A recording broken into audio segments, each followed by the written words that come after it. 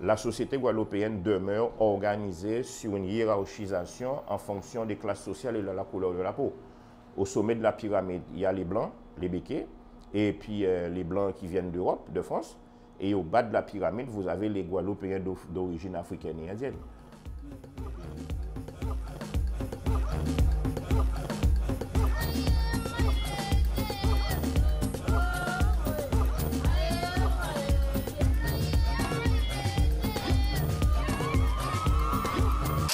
Bonjour Monsieur Domata. Bonjour. Bienvenue sur le média Katiopa. Alors, est-ce que vous pouvez vous présenter? Elie Domota, je suis le secrétaire général de l'Union générale des travailleurs de Guadeloupe. C'est le premier syndicat de Guadeloupe. C'est un syndicat interprofessionnel. Nous sommes présents aussi bien dans le public que dans le privé. Majoritaire dans le privé, majoritaire dans la fonction publique territoriale, majoritaire dans la fonction publique hospitalière et représentatif dans quasiment toutes les branches professionnelles. Nous ne sommes pas affiliés à aucune organisation française. Vous êtes totalement indépendant. Voilà, nous sommes un syndicat libre et indépendant, aussi bien financièrement que politiquement qu'idéologiquement. Nous sommes présents en Guadeloupe et toutes les îles autour de la Guadeloupe, Marie-Galante, Saint-Martin, Saint-Barthélemy et puis la Désirade, les Saintes-Terres de Haut, Terre de Bas, Marie-Galante. Nous avons de très bons contacts au niveau de la Caraïbe et au niveau international, mais également en France et en Europe et aux États-Unis parce que nous participons régulièrement à des conférences internationales, notamment avec l'Entente internationale des travailleurs et des peuples, qui regroupe pratiquement des représentants syndicaux de plus de 75 pays. Donc nous rencontrons, nous avons des amis, des camarades aussi bien au Brésil qu'aux États-Unis, en France, en Palestine, au Liban, au Cameroun, au Bénin, au Tchad, au Sénégal. Donc, nous avons, mais également au niveau de la Caraïbe, la Dominique, Sainte-Lucie, Haïti, etc. Donc nous sommes également un syndicat internationaliste et nous militons et nous travaillons pour que la solidarité internationale des travailleurs et des peuples soit une réalité parce que nous pensons qu'il s'agit là de combats essentiels que nous devons mener ensemble. Alors, le syndicat est né en Guadeloupe? Oui, en 1973. Vous aviez quel âge à l'époque? 6 ans. Et c'est l'influence de votre famille qui vous a orienté vers... Disons que je crois que les rencontres forgent la personnalité des individus. Moi, je suis issu d'une famille modeste. D'accord? Ma mère travaillait dans une cantine scolaire, elle était serveuse dans une cantine. Mon père faisait des petits boulots d'électricité et de charpente. Et donc, dans un quartier, élevé dans un quartier dit difficile, quartier populaire. Et donc, très tôt, nous avons été confrontés aux problèmes liés à la pauvreté, à la misère et puis à la domination coloniale et également la domination capitaliste à travers les dominations des différentes classes sociales. Donc, très tôt confrontés à ces réalités-là qui nous font voir que, bon... il y a des injustices. Il y a des injustices et qu'il faut combattre toutes les inégalités. Alors, ayant grandi dans un quartier difficile, qu'est-ce qui fait que vous n'avez pas sombré dans la délinquance? Non, je crois que ce sont les rencontres. Je crois qu'il y a des rencontres, bien et des rencontres pas bien qui se font et qui font que tout le monde n'a pas, entre guillemets, la même chance de faire ces rencontres-là.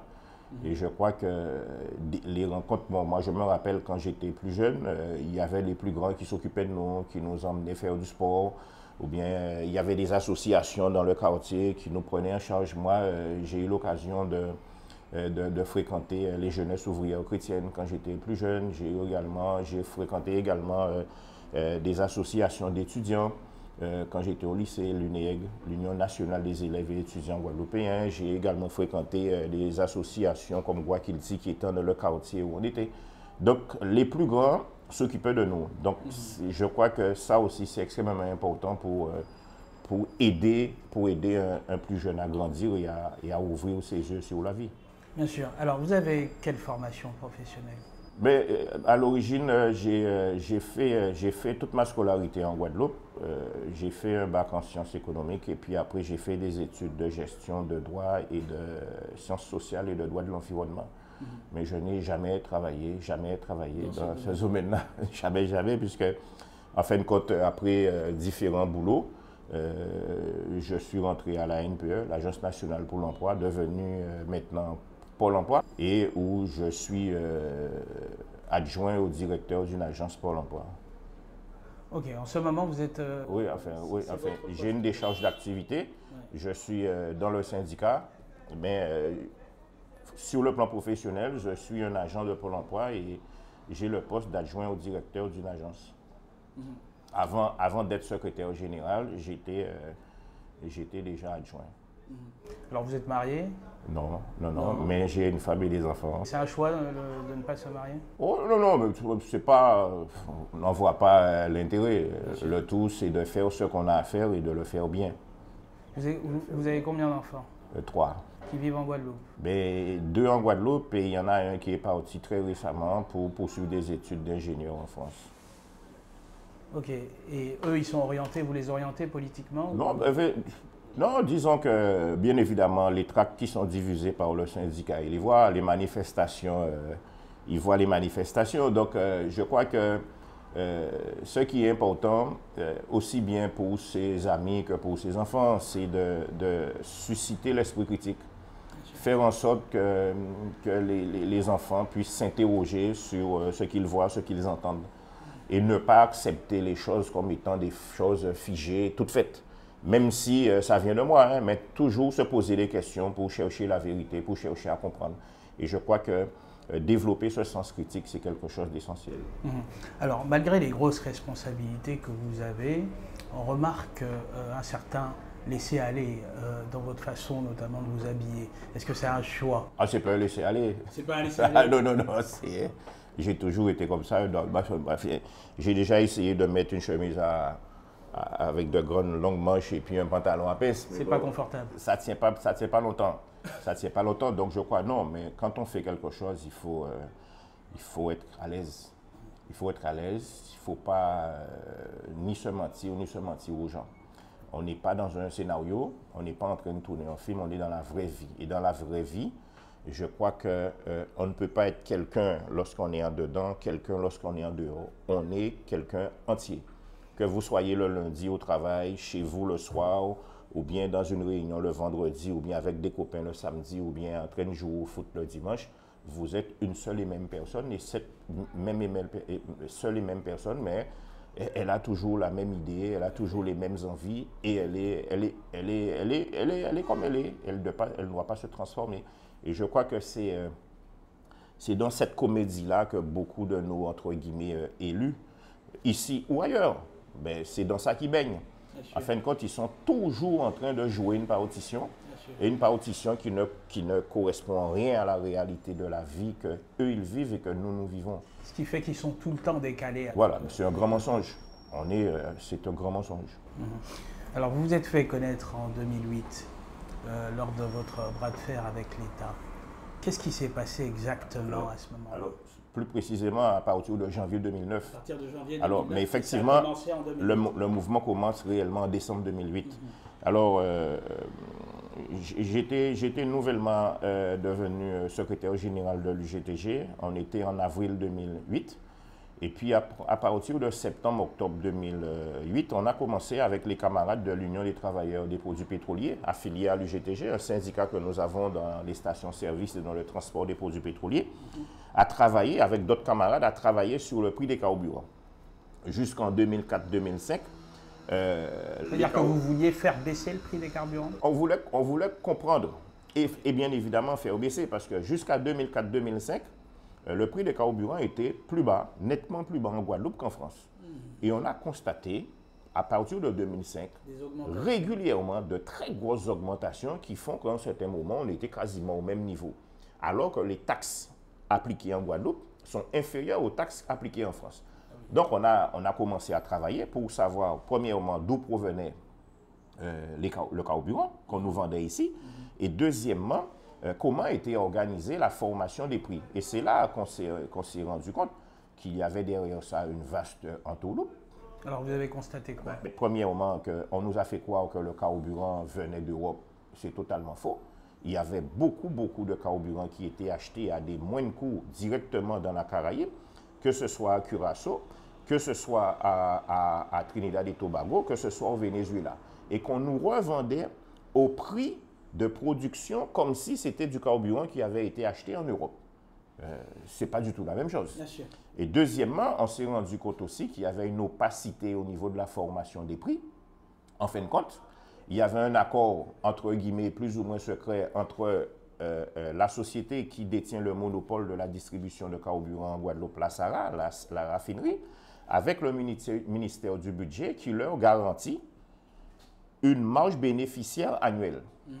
Et donc, en fin de compte, la fluctuation des prix qu'on nous présentait, ce n'était qu'une fluctuation des prix qui n'était pas liée au marché, comme on voulait nous faire l'entendre, mais un petit arrangement des intérêts privés entre l'État et la multinationale, et les Guadeloupéens étaient là pour casquer, pour payer. Et donc, c'est nous qui payons la rénovation de la raffinerie. C'est en fin de compte, c'est le contribuable guadeloupéen qui payait tout. Et à côté de ça, il y avait d'autres choses inadmissibles. Donc, ça a été le point d'ancrage, le prix des carburants. Mais à côté de ça, ça a été aussi la question des prix en général, ce qu'on a appelé la profitation sur les prix, car des marges exorbitantes. On a découvert, lorsqu'on a étendu le champ de nos investigations, on a remarqué par exemple, vous avez une plaquette de beurre de 250 grammes qui arrive en Guadeloupe à la douane à 1 euro, et pourtant elle est vendue 2,50 € au supermarché. Pourquoi? Alors, quand on regarde bien, ce n'est ni le transport, ni le prix du carburant, ni les taxes de douane cumulées qui peuvent donner une augmentation aussi importante. Quand on ajoute toutes ces augmentations, toutes ces taxes qui sont connues, on arrive maximum à 1,20 €, maximum à 1,25 €. Et pourtant, c'est 2,50 €. Donc, ça veut dire que dans la grande distribution, les importateurs et distributeurs s'octroient et continuent à s'octroyer, des marges exorbitantes.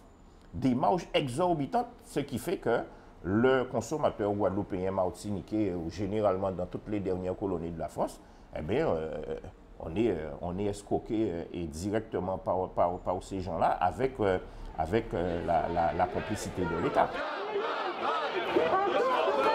J'invite tous les détracteurs à aller faire un jour leurs courses aux Antilles et de voir qu'effectivement on est asphyxié et que ça a assez duré.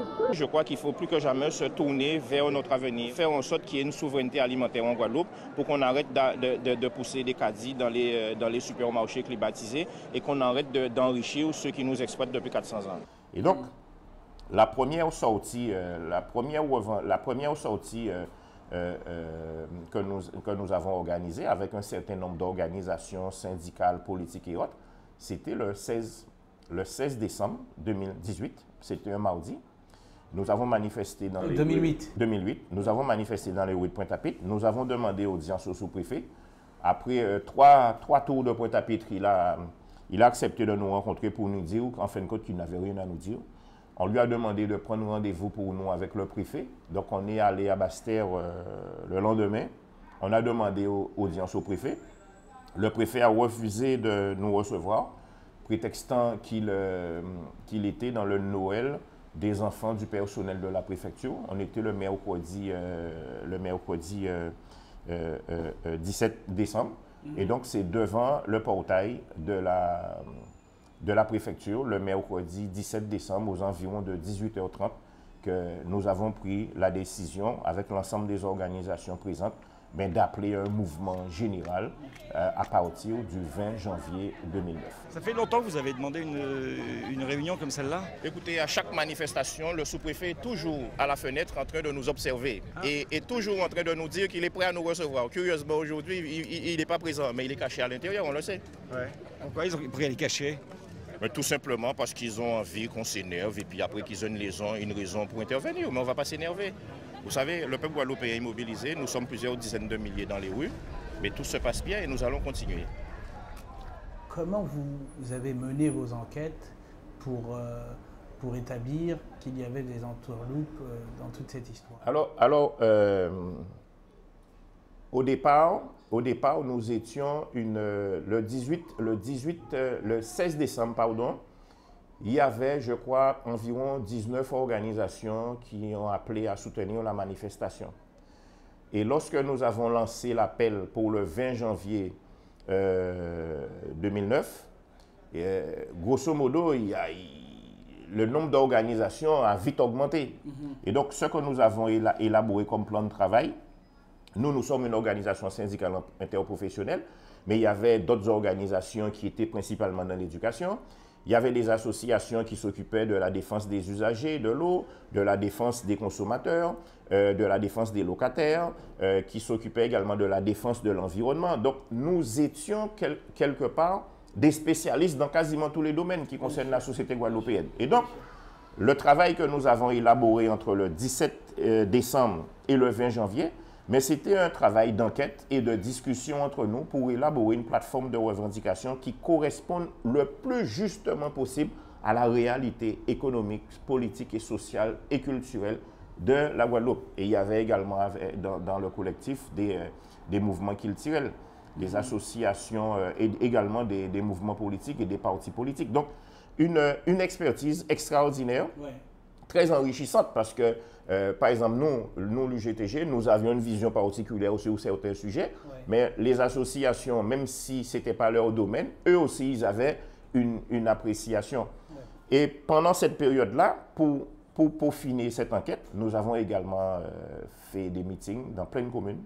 Des meetings, nous avons organisé des réunions dans plein de communes, nous avons organisé des assemblées générales, des réunions d'information dans les entreprises et nous avons distribué pas moins de 150 000 tracts entre le 17 décembre et le 20 janvier. On travaille pour au moins 40 ans encore, camarades. Tout ça nous fait là, si nous arrêtons les là, c'est comme si nous ne pas faire rien. Alors, camarades, demain, nous commandons les gens qui là, de ne pas mener de monde l'école. Nous commandons les gens qui là, de ne pas y travailler.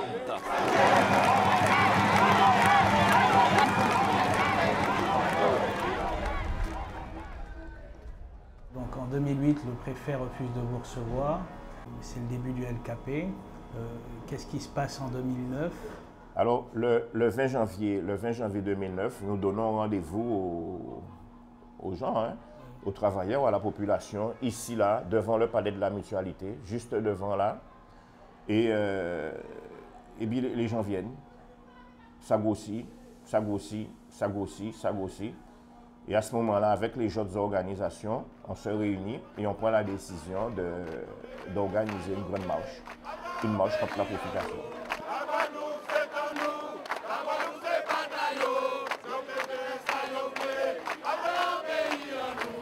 Et nous ne sommes pas des racistes, on aime tout le monde. On aime tout le monde. Les blancs, les noirs, les marrons, les cacos, les tout. Nous ne sommes pas des racistes, on ne fait rien contre les gens. On manifeste simplement nos droits, tout simplement. En tant que Guadeloupéens, qu'on puisse nous respecter, nous donner aussi franchement nos vraies valeurs, quoi. Rien ne nous appartient ici. Ça appartient aux béquets, aux descendants des colos, et qu'on a envie aussi qu'on nous respecte, quoi. Quand on regarde bien la photographie de la Guadeloupe, on se rend compte que les choses n'ont pas beaucoup évolué hein, depuis l'habitation-plantation du temps de l'esclavage. Hein. La société guadeloupéenne demeure organisée sur une hiérarchisation en fonction des classes sociales et de la couleur de la peau. Au sommet de la pyramide, il y a les blancs, les béquets, et puis les blancs qui viennent d'Europe, de France. Et au bas de la pyramide, vous avez les Guadeloupéens d'origine africaine et indienne. Et cette organisation, elle existe encore aujourd'hui. Et elle se voit. On catégorise encore les métis, les mulâtres et autres? Ça ne se dit pas, mais ça se voit. Je crois que c'est quelque chose qu'on nous a appris pour nous diviser. Oui. D'accord? Et bien évidemment, sur la plantation, le maître, l'esclavagiste, mais c'est ce qu'il s'amusait à faire. Celui qui était noir ou bien foncé, ben, il était dans le champ de canne ou bien dans le champ de coton sous le soleil. Celui qui était clair de peau, eh bien, il était plutôt dans la maison, dans la cuisine. Et comme ça, ça créé une division entre les gens alors qu'ils étaient dans la même situation de soumission. Et donc, toutes ces choses-là ont été inventées pour mieux nous diviser et mieux nous contrôler. Mais en 2009, ben, c'est la population guadeloupéenne dans son ensemble, dans sa mosaïque, avec des Blancs, des Noirs, des Indiens, tout ce que vous voulez, qui étaient dans la rue par rapport à une plateforme de revendication sur la question de la profitation. Et en face, vous aviez le patronat quelle que soit sa couleur d'ailleurs. Hein. Enfin, quand je dis le patronat, mais les petits artisans, tout ça a été avec nous. Oui. Parce que le petit artisan, il sait très bien que face à la multinationale et au grand groupe Béquet, il sait dans quelle situation il est. Donc, au-delà, nous avions véritablement une confrontation de classe sociale, mélangée à une domination coloniale. Parce qu'en fin de compte, il ne faut pas se voiler la face, la Guadeloupe subit une domination à la fois capitaliste, mais également colonialiste. D'où la question des rapports sociaux un peu particuliers, puisque les choses n'ont pas évolué depuis plus de 200 ans. Je leur donne à manger, ils restent là. J'en attrape un d'entre eux, je l'égorge devant les autres, ils restent là. D'accord? Voilà ce qu'ils nous ont fait. Et donc, quelque part, il y a quelque chose en nous que nous avons hérité des Kalinago, que nous avons hérité des Africains, qui fait qu'il y a une petite lumière. Et cette lumière, selon moi, elle est là. Mais nous n'avons pas encore sa maîtrise totale, ce qui fait que nous sommes capables de grandes explosions et après de tomber dans un petit sommeil.